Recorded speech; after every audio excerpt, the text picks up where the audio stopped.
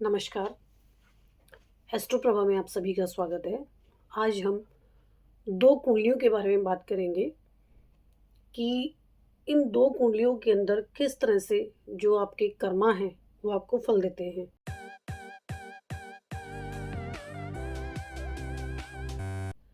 इससे पहले जो हमने वीडियो बनाई है, वो हमने कर्म फल के ऊपर बनाई थी कि पूर्व जन्म के जो कर्म हैं, वो किस तरह से आपको वर्तमान जन्म के अंदर फल देते हैं या दे सकते हैं। तो उसी कुछ सीरीज़ को हम आगे बढ़ाते हुए आज हमने 2 एग्जाम्पल कुंडलियाँ ली हैं और इन एग्जाम्पल कुंडलियों के अंदर ये 2 लोगों की कुंडली है। 2 बच्चों की मान लो, क्योंकि अभी तो बच्चे ही मेरे सामने तो ये 2 लोगों की कुंडली है और ये दोनों आपस में रिलेटिव हैं। जैसे रिलेशन है इन दोनों का, आपस में रिलेटिव है। तो इसके अंदर कुंडली के अंदर जो आपको स्क्रीन पे दिखाई दे रही हैं 2 कुंडलियाँ, जो मेरे राइट साइड में है, सिंह लगन की कुंडली है और इसके अंदर कर्क राशि है। ये एक लड़की की कुंडली है और दूसरी जो मिथुन लगन की कुंडली है और इसकी मकर राशि है। चंद्रमा केतु के साथ अष्टम हाउस में है। ये एक लड़के की कुंडली है। ये दोनों आपस में रिलेटिव हैं। ये जो लड़की है, ये पढ़ने में बहुत अच्छी रही है। शुरू से बचपन से पढ़ने में अच्छी रही थी और इसका जो स्कूल का जो भी इसका 12th तक का साल रहे हैं इसके, अच्छी पढ़ाई में गए हैं इसको। और इसने 10th के बाद मेडिकल लिया था इसने, मतलब मेडिकल साइंस में इसने जो सब्जेक्ट थे इसको मेडिकल कहते, क्योंकि इसे डॉक्टर बनना था। लेकिन इसके साथ में प्रॉब्लम क्या हो गई कि जब इसकी ये केतु की दशा थी, सितंबर 2010 से लेकर सितंबर 2017 तक 7 साल की दशा थी, ये इसकी काफ़ी खराब रही। केतु इसका अष्टम हाउस में है और शनि के साथ, वो भी वक्री शनि के साथ पीड़ित है। तो जो पिछली हमने 1-2 वीडियो बनाई थी, उसके अंदर हम ये बोला था मैंने कि अगर आपके अष्टम हाउस के अंदर कोई पाप ग्रह आ जाता है, अष्टम हाउस में पाप ग्रहों का ज़्यादा प्रभाव रहता है, तो इसका मतलब है कि उस पर्सन के जो कार्मिक बंधन है, कार्मिक कनेक्शन है, वो जन्म-जन्म के हैं। मतलब ये पिछला पास्ट लाइफ का जो भी ये चीज़ें लेके आई है, वो एकदम से पास्ट लाइफ की नहीं है। जो इमीडिएट पास्ट लाइफ है इसकी, उसकी नहीं है, उससे भी पिछले 3-4 जन्मों का इसका कार्मिक बंधन है। और जो ये लड़का है, इसकी कुंडली के अंदर भी सेकंड हाउस में राहु है, केतु चंद्रमा के साथ अष्टम में है और इस लड़की का राहु भी सेकंड हाउस में है और केतु अष्टम हाउस में है। तो जब इसकी केतु की दशा शुरू हुई तो ये बहुत ज़्यादा मेंटली डिस्टर्ब थी, क्योंकि इसका जो रंग है, जो कलर है इसका स्किन का, वो थोड़ा सांवला था, बचपन से सांवला था। तो इसके घर के अंदर काफ़ी इसकी दादी की तरफ से इसको टोंट सुनने को मिलता था ऐसी कि ये काली है, इसके ऊपर ये अच्छा नहीं लगेगा, वो अच्छा लगेगा। तो धीरे-धीरे ना ये थोड़ा-सा स्ट्रेस में रहने लगी थी, जबकि पढ़ने में अच्छी थी, क्योंकि इसकी मदर का बहुत सपोर्ट था इसे। इसकी कुंडली में भी है कि 4th लॉर्ड और 9th लॉर्ड दोनों मंगल है इसके, जो उसके लगन में है और लगन और 4th हाउस का तो एक्सचेंज है। तो इसकी मदर का बहुत सपोर्ट था, फादर का बहुत सपोर्ट रहा है। इसका एक बड़ा भाई है, उसका भी बहुत सपोर्ट रहा है इसको। अपने माँ-बाप के सपोर्ट की वजह से इसने बहुत अच्छे से सर्वाइव किया, पढ़ाई अच्छे से की, बट ये मेडिकल में एडमिशन नहीं ले पाई, क्योंकि ये बहुत ज़्यादा मेंटली स्ट्रेस में आ गई थी और ये चक्कर आके गिर जाती थी। मतलब इसकी तबीयत खराब हो जाती थी, ज़रा सा स्ट्रेस होता था, कुछ क्लेश होता था घर के अंदर, तो ये चक्कर आके गिर जाती थी। और ये जो लड़का है, ये इसका रिलेटिव है, तो ये भी बहुत टोंट मारता था। जैसे आप किसी को बोल दो ना कि क्या हो गया? अरे तुझसे तो ये भी नहीं होता, अरे तेरे बस का तो ये भी नहीं है, ये बहुत।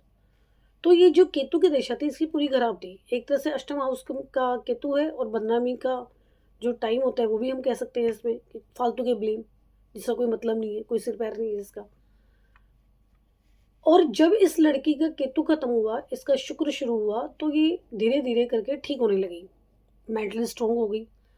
और एमबीबीएस में तो एडमिशन नहीं हो पाया इसका, क्योंकि इसने 1 साल ड्रॉप भी किया, बट एडमिशन नहीं हो पाया। तो इसने फिजियोथेरेपी में एक प्राइवेट कॉलेज में, मेडिकल कॉलेज में एडमिशन ले लिया। तो ये फिजियोथेरेपिस्ट है आज की डेट में। और उसके बाद इसने जो पोस्ट ग्रेजुएशन होती है, उसके बाद वो भी इसे कंप्लीट कर दिया और अच्छे से भी सेटल है, शादी वादी होके सेटल हो गई। बट हमारा पॉइंट यहाँ पे क्या है कि जब इसकी केतु की अष्टम हाउस की दशा थी, तो इसको पूर्व जन्म के कर्म के अकॉर्डिंग इसको फल मिले हैं, क्योंकि पुराने कार्मिक बंधन थे। और जब इसकी केतु की दशा खत्म होगी और इस लड़के की जब राहु की दशा शुरू हुई है, राहु की दशा शुरू हुई है इसकी 31 अक्टूबर 2014 से, तो वैसे वैसे इस लड़के को बेहोशी के दौरे आने लग गए, इस लड़की के ठीक होने लगे। केतु की दशा धीरे धीरे जैसे जैसे केतु की दशा खत्म होने लगी, मतलब केतु की दशा खत्म होने से पहले ही थोड़ा सा 1-2 साल पहले ही ये धीरे धीरे करके ठीक होने लगी और ये लड़का जो है धीरे धीरे करके बेहोश होने लग गया। मतलब इसने दोनों के ही कुंडली के अंदर यहाँ पे राहु है, सेकंड हाउस में राहु का मतलब है कि पूर्व जन्म के अंदर आप अपने कुटुंब की रिस्पॉन्सिबिलिटी से भाग गए।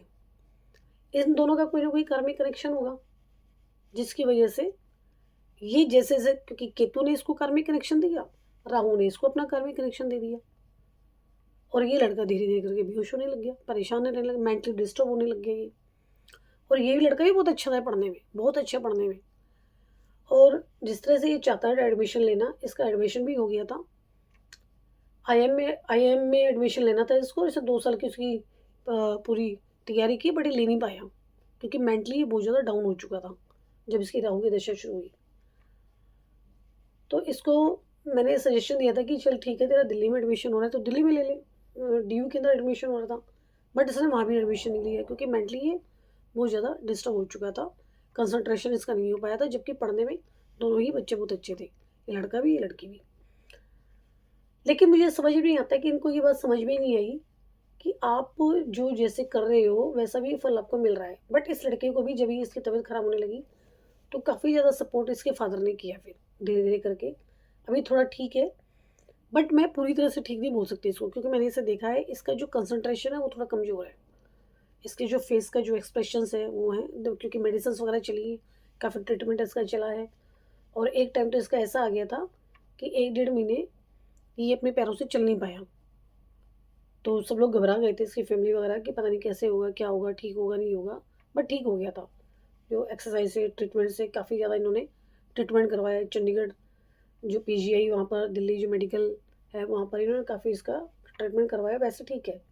लेकिन जो जैसे इसको करना चाहिए था अपनी प्रोफेशनली अपने उसमें कैरियर को लेकर, वो वैसा ही नहीं कर पाया। अभी ये जस्ट किसी प्राइवेट स्कूल में ऐसी टीचिंग का काम करता है और कुछ नहीं। तो हमारा पॉइंट यहाँ पर ये है कि जो हमारे कार्मिक कनेक्शन है हम उनसे पीछा नहीं छुड़ा सकते, चाहे 1, 2, 3, 4 हमारे जन्म हो जाए, और लोगों को ये बात समझ में भी नहीं आती। और जो जैसा आप करते हो अगले जन्म में तो हमें मिलना मिलना है, लेकिन इस जन्म के अंदर भी कुछ कर्म होते हैं जो हमारे फल देके जाते हैं। ये लड़की बिल्कुल ठीक है, आज की डेट में शादी भी हो चुकी है, प्रोफेशनली भी सेट हो चुकी है अभी ये, और हैप्पी मैरिड लाइफ के अंदर ये रह रही है। बट ये लड़का जो है प्रोफेशनली सेट नहीं हो पाया। मैरिज तो खैर अभी मुझे कोई सीन इसका नज़र भी नहीं आ रहा मैरिज का, मैरिज तो इसकी होने में भी काफ़ी टाइम है, क्योंकि ये सेटल नहीं है अभी अपनी लाइफ के अंदर कैरियर वाइज। अभी तो उम्र भी कम है, खैर इसकी ज़्यादा एज भी नहीं कह सकते इसको। तो राहु और केतु जो है वो हमारे कर्म बंधन की धुरी है, एक्सेस है, राहु से केतु तक, केतु से राहु तक। केतु जो होता है ये गूढ़ कार्मिक कनेक्शन बताता है काफ़ी ज़्यादा,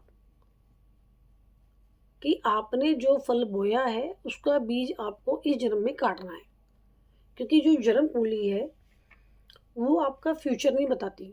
जन्म कुंडली ये बताती है कि पिछले जन्म में जो आपने बीज बोया था उसका जो फल है इस जन्म में आप किस तरह का काटोगे, किस तरह का फल आपको मिलेगा। तो इसलिए हमें सोच समझकर अपने कर्मों को अंजाम देना चाहिए।